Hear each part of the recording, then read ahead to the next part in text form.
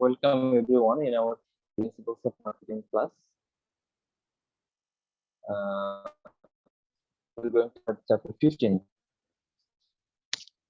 Chapter 15, that means the advertising and public relations. Advertising and public relations সংক্রান্ত strategy আমাদের এই চ্যাপ্টারের মূল আলোচ্য বিষয়। তো আমরা শুরুতে কাকে বলে। অ্যাডভার্টাইজিং হচ্ছে মূলত any paid form of non-personal presentation and promotion of ideas or services by an identified sponsor. আমরা আগেই বলেছি যে অ্যাডভার্টাইজ হতে হলে সেটা একটা পেইড ফর্ম হতে হবে। যদি নন পেইড হয়, ভলান্টারিলি আপনার পক্ষে কেউ কিছু করে, সেটা অ্যাডভার্টাইজ না। একটা পত্রিকা নিজেদের প্রয়োজনেই তাদের সংবাদের কাটতি বাড়াতে আপনার প্রোডাক্ট সম্পর্কে কিছু লিখলো, that is not advertisement. Any paid form of non-personal presentation, advertised hote hobe non-personal presentation if you or your salesperson directly knock one customer about, then that is not the advertisement, that is the direct selling. তো সরাসরি কাস্টমারকে knock করলে সেটা advertise হবে না। Advertise হবে যখন কাস্টমারকে আপনি নন পার্সোনালি কিছু বলবেন, অর্থাৎ কোথাও সাইনবোর্ডে লিখলেন, বিলবোর্ডে লিখলেন, তারপরে টেলিভিশন স্ক্রিন, মোবাইল স্ক্রিনে আপনার মানে প্রোডাক্টের ইনফরমেশন জানালেন, তখন সেটা হবে অ্যাডভার্টাইজমেন্ট। তাহলে আমরা আবার দেখি, any paid form of non personal presentation and promotion of ideas, goods or services by an identified sponsor. সেই কাজটা করবে হচ্ছে কোনো একটা কোম্পানি, কোনো একটা ব্র্যান্ড, সুনির্দিষ্ট কোনো একটা কোম্পানি বা কোম্পানির ব্র্যান্ডের বা কোনো একটা ব্র্যান্ডের পক্ষ থেকে যখন এরকম পণ্যের সম্পর্কে তথ্য যাবে, তখনই হচ্ছে সেটা একটা অ্যাডভার্টাইজমেন্ট। তাহলে অ্যাডভার্টাইজমেন্ট সম্পর্কে আমরা জানলাম, যেটা এটা একটা পেইড ইস্যু, এটা একটা নন পার্সোনাল প্রেজেন্টেশন এবং আইডেন্টিফাইড স্পন্সর হচ্ছে এই অ্যাডটা প্রদান করবে। এর বাইরেও আমরা কাস্টমারদেরকে প্রোডাক্ট সম্পর্কে জানানোর জন্য আরো অসংখ্য রাস্তায় হাঁটতে পারি, সেগুলো অ্যাড না, সেগুলোর সম্পর্কে আমরা বিস্তারিত পরে আলোচনা করব। তো এই অ্যাড তৈরির যে পদ্ধতিগুলো, অ্যাড তৈরির যে ধাপগুলো, সেগুলো আমি যদি আপনাদেরকে এখন আলোচনা করি, সেটা হচ্ছে একটা অ্যাডের মূল ধাপ হচ্ছে চারটা ধাপের। প্রথম হচ্ছে অবজেক্টিভ সেটিং, নাম্বার 2 হচ্ছে budget decision, number 3 message and media decision, number 4 advertising evaluation. তো প্রথমে হচ্ছে objective setting, that means to which one you like to achieve through your advertisement. আপনি অ্যাড দেওয়ার মাধ্যমে কি অর্জন করতে চান? কাস্টমারকে জানাতে চান, এজন্য আপনি অ্যাড দিতে চান, নাকি সেলস বাড়াতে চান? তো আপনি কি কাস্টমারদেরকে ইনফ্লুয়েন্স করতে চান, অথবা কাস্টমারদেরকে স্মরণ করিয়ে দিতে চান? What is your objective? You have to set it first, fix it first. তাহলে আপনার অ্যাডটা সেভাবে তৈরি করাটা এবং কোন মিডিয়ায় কোন সময় দিবেন সেটা নির্ধারণ করাটা সহজ হবে। আর আপনি ঠিক কি চাচ্ছেন অ্যাডের মাধ্যমে, কোন আউটপুটটা চাচ্ছেন, এটা যদি আগে নির্ধারণ করতে না পারেন, দেন আপনার জন্য আপনার অ্যাডটা আসলে সাকসেসফুল হবে না ঠিক মতো। সো আমাদের প্রথম কথাই হচ্ছে you have to fix your objective which will be achieved through your advertisement. Number 2 হচ্ছে বাজেট ডিসিশন। আপনাকে কত টাকা খরচ করবেন সেটা ঠিক করতে হবে। তো বাজেটের ক্ষেত্রে আপনার একেবারে সর্বনিম্ন টাকা 2 টাকা দিয়ে একটা পেজে লিখে ফটোকপি করে আপনি মসজিদের সামনের দেয়ালে লাগিয়ে দিলেন, সেটাও একটা অ্যাড হতে পারে। আবার হেলিকপ্টারে উঠে আপনি শুটিং করবেন, সেটাও হতে পারে। Depends on your wish and your target. তো আপনাকে বাজেট ডিসিশন নিতে হবে। তো বাজেট ডিসিশনের ক্ষেত্রে আপনাকে যেগুলো মানে মাথায় রাখতে হবে, যেমন affordable approach, percent of sales, competitive parity, objective and task, আমরা পরে আলোচনা করবো ইনশাআল্লাহ। তৃতীয়ত হচ্ছে মেসেজ ডিসিশন। আপনি কি বলবেন কাস্টমারদেরকে, কোন কথাটা বলবেন এবং কোন স্টাইলে বলবেন, সেটা আপনাকে সেট করতে হবে। তো আমার একটা কথা সাধারণ একভাবে বললে কেউ শুনলো না, বাট সেটাকেই আকর্ষণীয় উপায় বললে সেটা দেখা যাচ্ছে যে অনেক মানুষ সেটা শুনবে।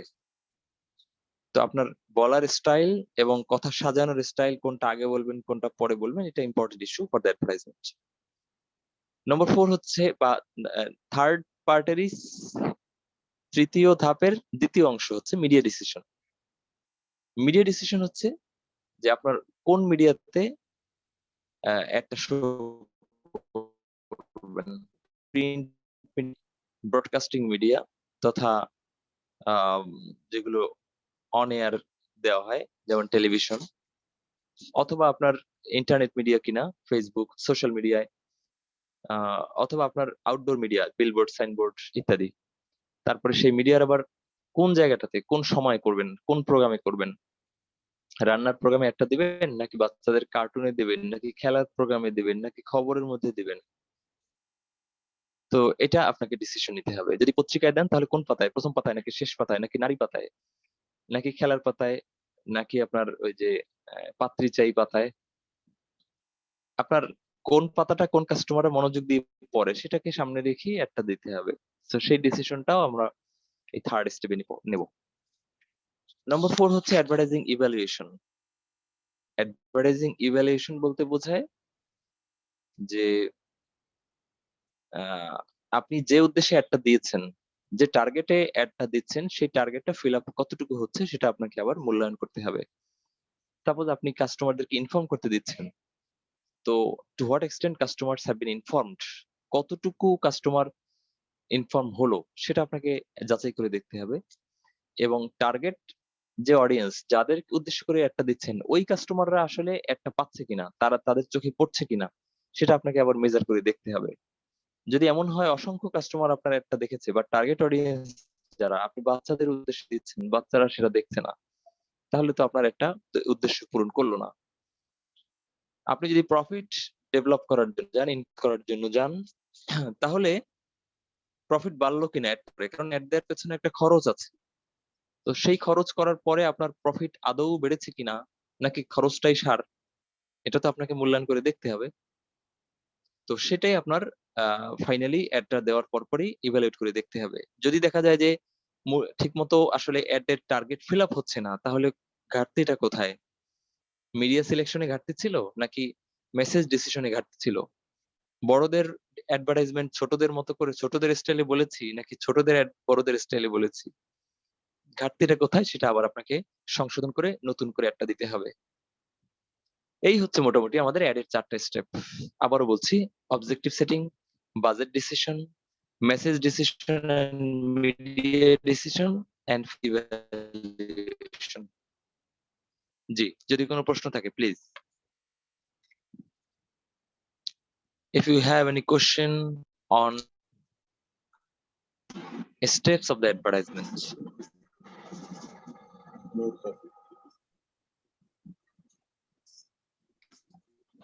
কোনো প্রশ্ন নেই।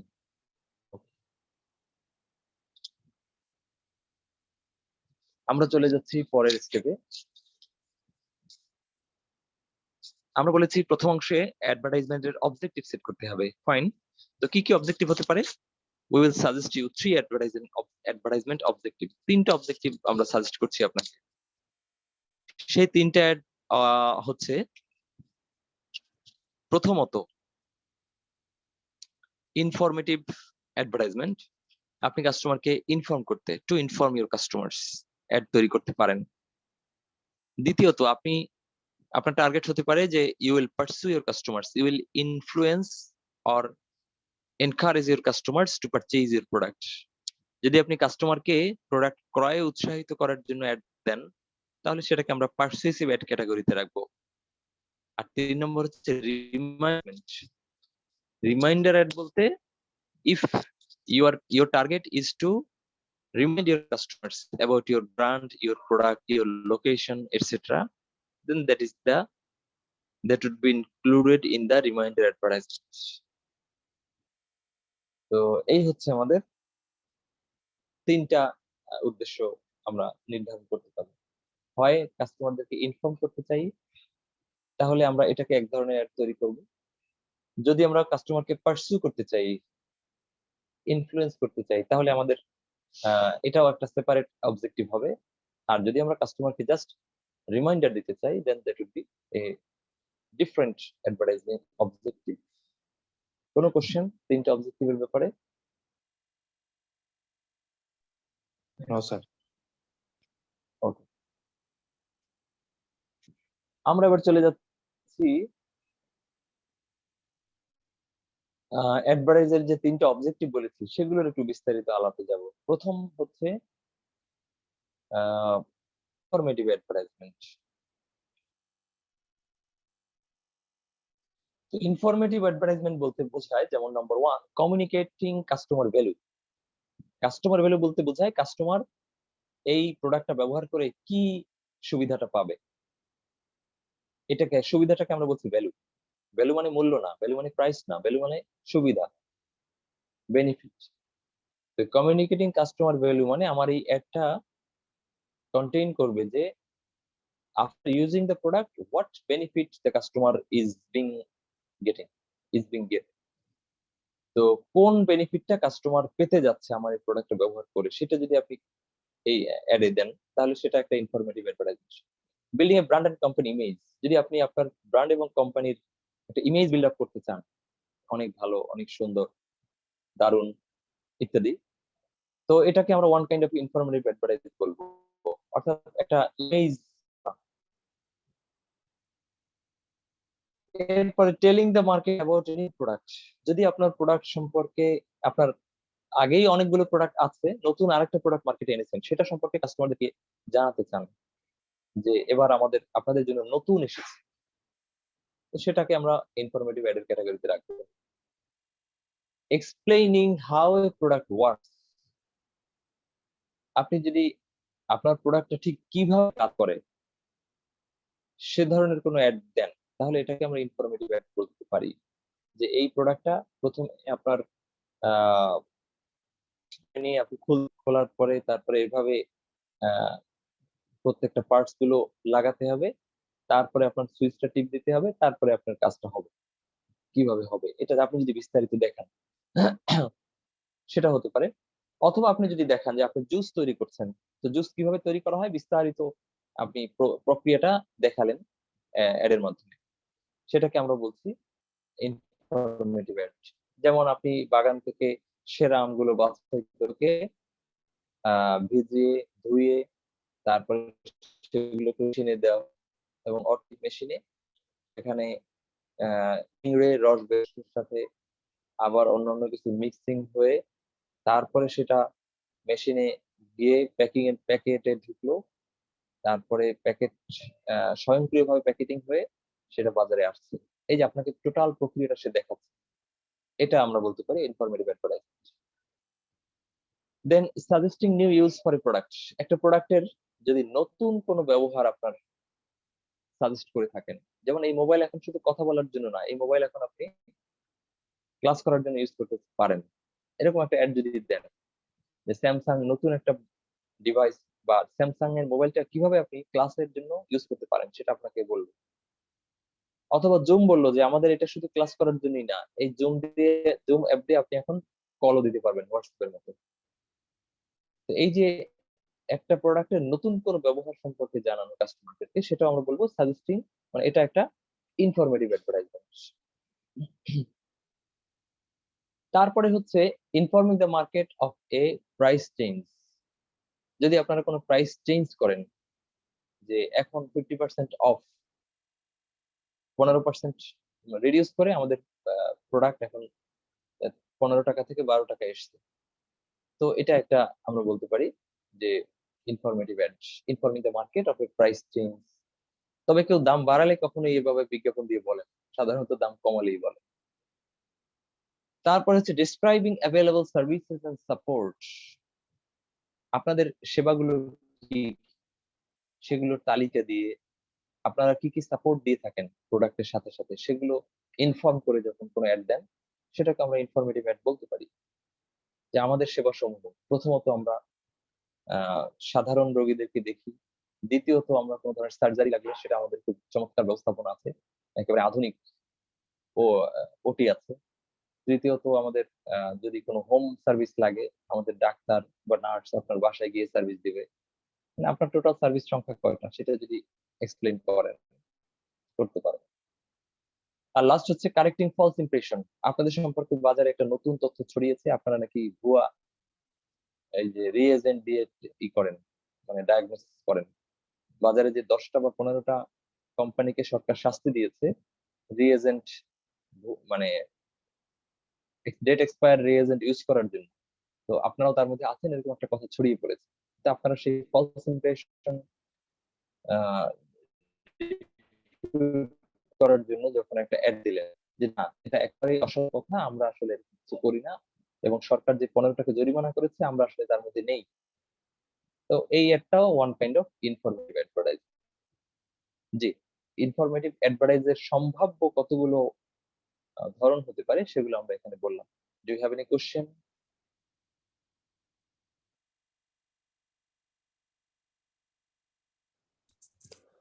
No, sir. কারো কোনো কোশ্চেন আছে কি? একটু সবগুলো লাইন আরেকবার দেখে তারপরে, তো আমরা ইনফরমেটিভ এর যদি কোশ্চেন না থাকে চলে যাচ্ছি পারসুয়েসিভ অ্যাডভার্টাইজিং। পারসুয়েসিভ যে কাস্টমারদেরকে পারসু করা, অর্থাৎ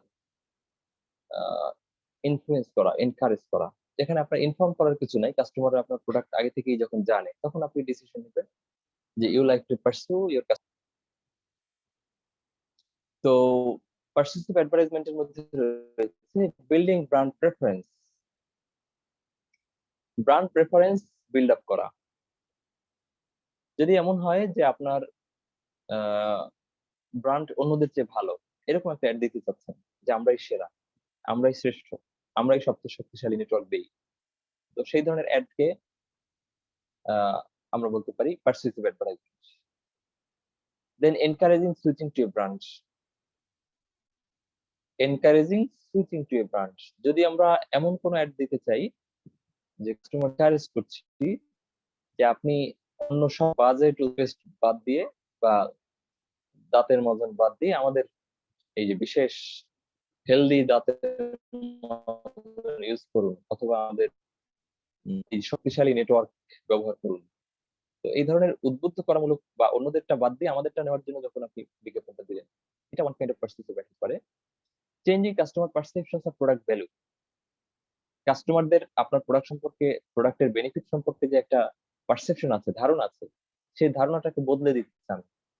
কাস্টমার জানে যে আপনারা জাস্ট একটা সাবান বিক্রেতা, অন্যান্য সাবানের মতোই সাবান, কিন্তু আপনি বলতে চাচ্ছেন যে আমরা হচ্ছে glycerine soap, Cosco glycerine soap, এটা নর্মাল সাবান না, এখানে গ্লিসারিন মিশ্রিত থাকে।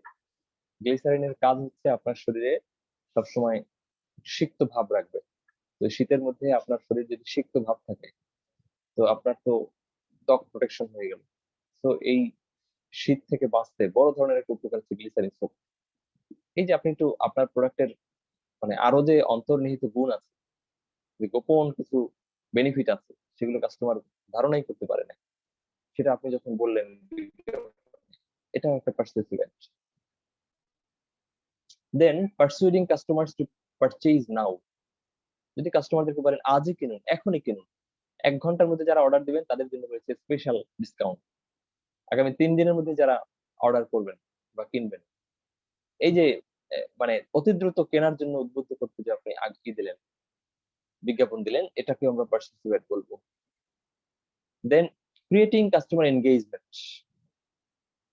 কাস্টমারদেরকে যদি এনগেজ করতে চাই, মানে আমাদের সাথে যুক্ত করতে চাই, রেজিস্ট্রেশন করে ফেলুন, প্রি অর্ডার দিন, এই যে তার নামটা তালিকাভুক্ত করুন, এভাবে যখন আমরা একটা অ্যাড দেব, সেটাও one kind of pursue ad হতে পারে।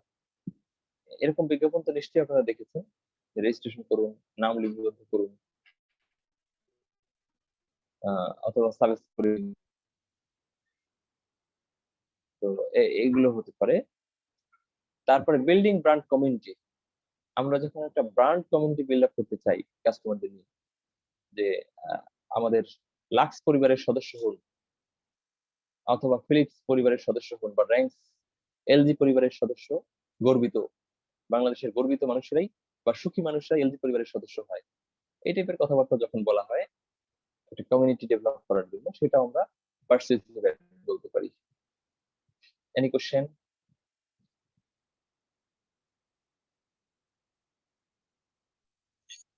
এলজি পরিবার বা গ্রামীণ পরিবার এভাবে যখন একটা কমিউনিটি ডেভেলপ করতে চাই, অথবা বিআইইউ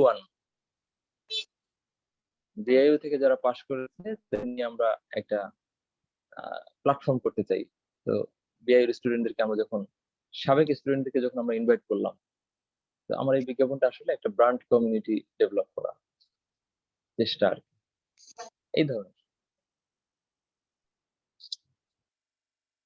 ওকে, আমরা লাস্ট অবজেক্টিভটা চলে যাই, সেটা হচ্ছে মেইনটেইনিং কাস্টমার রিলেশনশিপ, মানে রিমাইন্ডার অ্যাডভার্টাইজমেন্ট। রিমাইন্ডার অ্যাডভার্টাইজমেন্ট মানে হচ্ছে কাস্টমারদেরকে মনে করিয়ে দেওয়া যে আমরা আছি কিন্তু আপনার পাশে। তো রিমাইন্ডার অ্যাডভার্টাইজমেন্টের উদাহরণগুলো কি হতে পারে, যেমন মেইনটেইনিং কাস্টমার রিলেশনশিপ, কাস্টমারের সাথে যা রিলেশনশিপ মেইনটেইন করার জন্য যে অ্যাড গুলো আপনি দেন, যে আমরা আছি আপনার পাশে, আমরা সব সময় ছিলাম, যুগ যুগ ধরে বা 30টি বছর ধরে, এই যে কাস্টমারকে বলতে চাইলেন যে আমরা একটু আছি, আপনার সুখে দুঃখে সবসময় আমরা আছি, আপনি কান্না করতে চাইলেও আমার মোবাইল ইউজ করুন, আপনার আত্মীয়ের সাথে দুঃখ শেয়ার করুন, আর যদি খুশি মনে আপনি শেয়ার করতে চান না আপনার আনন্দগুলো, তাও আমাদের গ্রামীণ নেটওয়ার্ক আছে আপনাদের সাথে। এই যে কাস্টমারের সাথে আমরা জড়িয়ে আছি এটা বোঝানোর জন্য যে একটা দিলেন, এটা হচ্ছে মেইন কাস্টমার রিলেশনশিপ। দ্বিতীয়ত হতে পারে reminding customers that the product may be needed in the near future. মনে আছে তো, মান্ডায় আপনার ঠিক ঘরের কাছেই বাংলাদেশ ইসলামী বিশ্ববিদ্যালয়, দেশের অন্যতম একটি বেসরকারি বিশ্ববিদ্যালয়ে উন্নত মানের শিক্ষাদান করে আসছে। আপনার সন্তান এইচএসসি পাশ করার পর কোথায় যাবে সিদ্ধান্ত নেওয়ার আগে একবার বিয়ে ঘুরে আসুন। এই যে আপনি আপনার সন্তান ইন্টার পাস করবে সামনে, তারপরে তার যে লাগবে এখনই আপনি মনে করিয়ে দিচ্ছেন, এটা একটা হতে পারে। অথবা এখন গরমকাল, এই যে শীত আসলেই তো আপনার সোয়েটার লাগবে, তো কোন কোম্পানির সোয়েটার কিনবেন, কোন সোয়েটার কিনবেন সেটা আপনার ই করবেন, আগে থেকে আপনি মনে করিয়ে দিলেন। অথবা শীতকালে আপনি মনে করিয়ে দিলেন যে তার ই আছে, ছাতা লাগবে গরমকালে। তো এটা হচ্ছে one kind of reminder advertisement হতে পারে। 3 নম্বর হচ্ছে reminding consumers where to buy the product. কনজিউমারদেরকে মনে করিয়ে দেওয়া যে where to buy the product, কোত্থেকে এই প্রোডাক্টটা কিনতে হবে। মনে আছে তো, যেখানেই দেখবেন সবুজ ছাতা সেখানেই আমাদের স্বাস্থ্য সেবা। এটা হচ্ছে reminding consumers where to buy the product. আর বা ঢাকা শহরের 10টি জায়গায় আমাদের সার্ভিস আছে, সেটার একটা মানচিত্র যদি আপনি শো করেন। সর্বশেষ হচ্ছে keeping the brand in a customer's mind during off season. Off সিজনে যখন আপনি কিনবেন, keeping the brand in a consumer's mind during off season, মানে অফ সিজনে যখন কাস্টমারকে মনে করিয়ে দিলেন যে অন সিজনে এটা আসবে। তো আমরা একটু আগে উদাহরণটা দিলাম যে শীতকালে গরমের প্রোডাক্ট আর গরমকালে শীতের প্রোডাক্ট, তো সেটা হচ্ছে আপনার রিমাইন্ডিং অ্যাডের অন্তর্ভুক্ত হতে পারে। আমরা 2 নম্বরে যেটা বলেছি, reminding the consumer product may be needed in the near future, এটা হলো যে আপনি লাগতে পারে সেটা স্মরণ দিয়ে দেওয়া। আর 4 নম্বরে যেটা বললাম, keeping the brand in a customer's mind during off season, সেটা হলো অফ সিজনে অন সিজনে যেটা লাগবে সেটা মনে করে দেওয়া যে শীতে কিন্তু এটার দাম বেড়ে যাবে, এখন আপনি অফ সিজনে কিনে রাখতে পারেন বা এখনই আপনি অর্ডার দিয়ে রাখতে পারেন। জি, এই হচ্ছে আমাদের মোটামুটি রিমাইন্ডার অ্যাডভার্টাইজের কিছু উদাহরণ। এনি কোশ্চেন একটু এক নজর দেখে।